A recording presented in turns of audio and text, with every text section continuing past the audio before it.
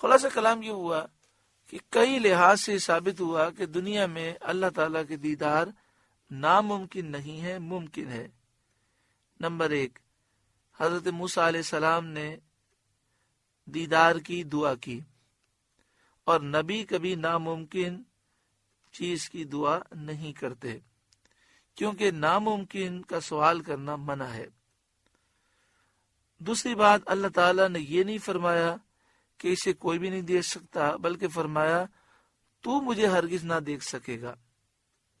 تیسری چیز یہ فرمایا گیا کہ اگر یہ پہاڑ ثابت رہا تو اسے دیکھ سکے گا، اور پہاڑ کا موجود رہنا یہ ممکن امر ہے، تو معلوم یہ ہوا کہ دیدار بھی ممکن ہے۔ اور کئی حدیثوں ثابت ہے کہ پیارے آقا صلی اللہ علیہ وآلہ وسلم نے دیدار کیا، تو حضور صلی اللہ علیہ وآلہ وسلم کا دیدار کرنا کوئی امر ناممکن نہیں ہے۔ ہاں یہ ضرور ہے کہ دنیا میں صرف یہ فضیلت پیارے آقا صلی اللہ علیہ وسلم کو حاصل ہوئی، اور قیامت میں تمام انبیاء، اولیاء، بلکہ ہر مومن کو اللہ کا دیدار نصیب ہوگا۔ اللہ تعالی ہمیں بھی نصیب فرمائے۔ قال یا موسیٰ انی اصطفیتک علی الناس برسالاتی و بکلامی۔ اللہ نے فرمایا اے موسیٰ، میں نے تجھے لوگوں سے چن لیا اپنی رسالتوں اور اپنے کلام سے، یعنی تجھے میں نے اپنی رسالت عطا فرمائی، اپنے آپ سے ہم کلام ہونے کا شرف دیا۔ فخذ ما آتیتک وکن من الشاکرین، تو لے جو میں نے تجھے عطا فرمایا اور شکر والوں میں ہو۔ وَكَتَبْنَا لَهُ فِي الْأَلْوَاحِ مِنْ كُلِّ شَيْءٍ مَوْعِظَةً، اور ہم نے اس کے لیے تختیوں میں لکھ دی ہر چیز کی نصیحت، وَتَفْصِيلًا لِكُلِّ شَيْءٍ، اور ہر چیز کی تفصیل۔ توریت کی 7 یا 10 تختیاں تھیں جن پر لکھی ہوئی توریت ملی، اور یہ تختیاں زبرجد کی تھیں یا زمرد کی تھیں۔ فَخُذْهَا بِقُوَّةٍ، اے موسیٰ اسے مضبوطی سے لے، وَأْمُرْ قَوْمَكَ يَأْخُذُوا بِأَحْسَنِهَا، اور اپنی قوم کو حکم دے کہ اس کی اچھی باتیں اختیار کریں، یعنی اس کے احکام پر عمل کریں۔ سَأُرِيكُمْ دَارَ الْفَاسِقِينَ، ان قریب میں تمہیں فاسقوں کا گھر دکھاؤں گا، آخرت میں جو فاسقوں کا ٹھکانہ ہے میں تمہیں دکھاؤں گا۔ حضرت حسن اور حضرت عطا نے کہا کہ فاسقوں کے گھر سے جہنم مراد ہے۔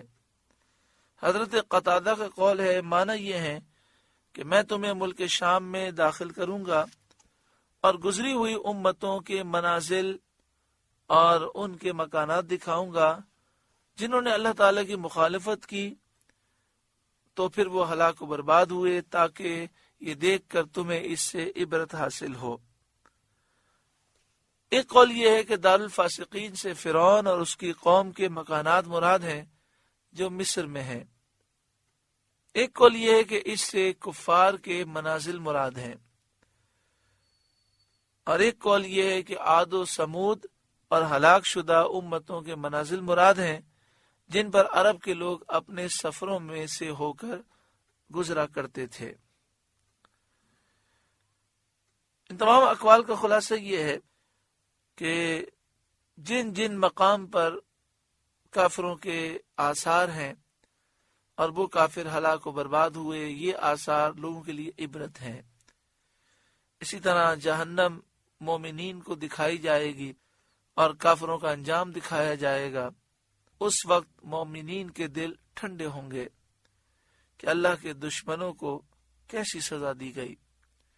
سأصرف عن آیاتی الذین یتکبرون فی الارض بغیر الحق، اور میں اپنی آیتوں سے انہیں پھیر دوں گا جو زمین میں ناحق اپنی بڑائی چاہتے ہیں۔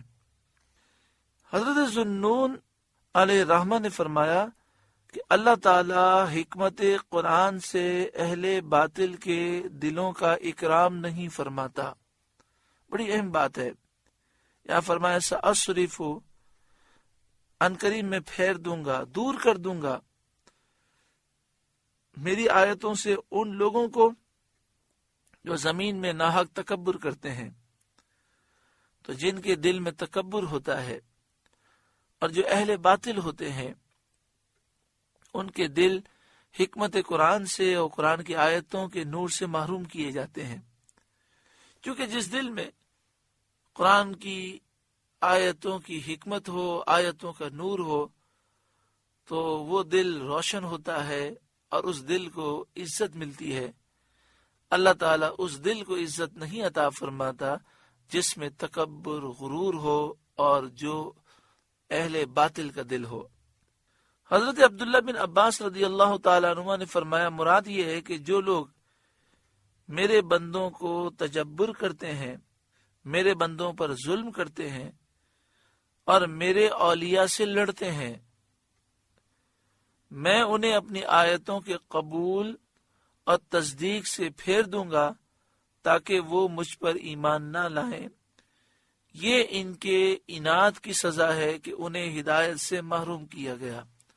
اللہ تعالیٰ ہمیں معاف فرمائے.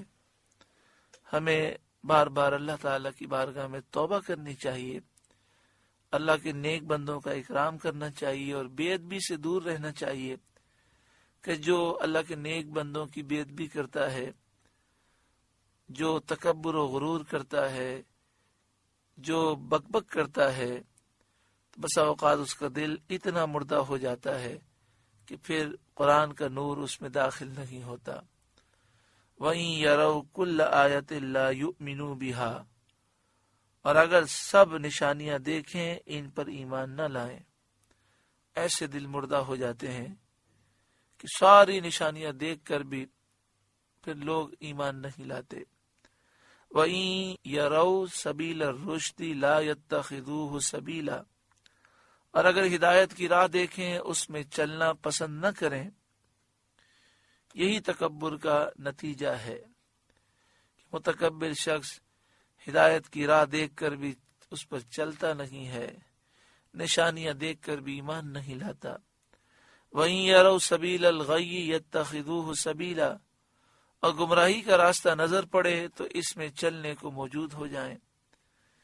یعنی گمراہی کو دیکھ کر وہ لپکتے ہیں ایسے لوگ، اور ہدایت کو دیکھ کر دور بھاگتے ہیں. آج غور کرنا چاہیے کہ کہیں ہمیں ہدایت سے دوری تو نہیں، نیکیوں میں بے لذتی تو نہیں، 4 رکعت فرض عصر کے پڑھے نہیں جاتے، اور نکاح کی محفل میں حاضر ہونے کے لیے 1 گھنٹہ لوگ کھڑے ہوتے ہیں، 1 گھنٹہ مسجد کے باہر کھڑے ہونے کے لیے تیار ہیں، لوگوں کو خوش کرنے کے لیے اپنی نیند قربان کرنے کو تیار ہیں، لیکن رب العالمین کی بارگاہ میں جھکنے کے لیے تیار نہیں. کتنی بڑی محرومی ہے.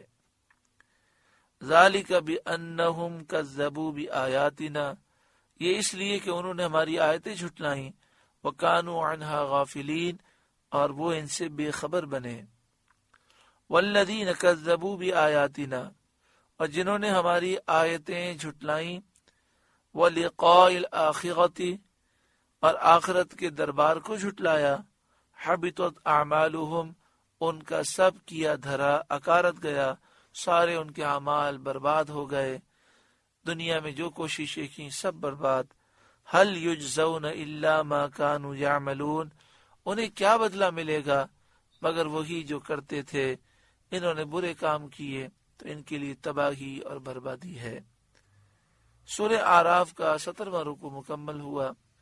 اللہ تعالیٰ اس رکوع کے نور سے ہمارے قلوب کو روشن منور فرمائے، اور اللہ تعالیٰ ہمیں ایمان کی دولت پر استقامت عطا فرمائے، ہمارے دلوں میں عاجزی انکساری عطا فرمائے، اللہ کے نیک بندوں کا ہمیں اکرام نصیب فرمائے، اور جو نبی اکرم صلی اللہ علیہ وآلہ وسلم، صحابہ اور اولیاء کے بے ادب و گستاخ ہیں، ان سے اللہ ہمیں دوری نصیب فرمائے۔